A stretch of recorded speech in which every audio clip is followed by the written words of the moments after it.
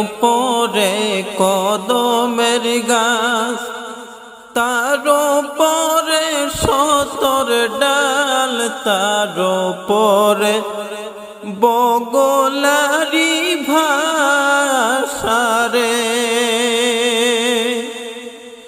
আহারের কারণে রে জমিনে নামিল রে,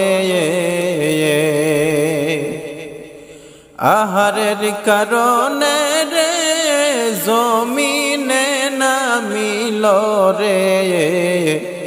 তাই পড়িল মায়ার ফান্দে রে, মন ভুলিলা রে।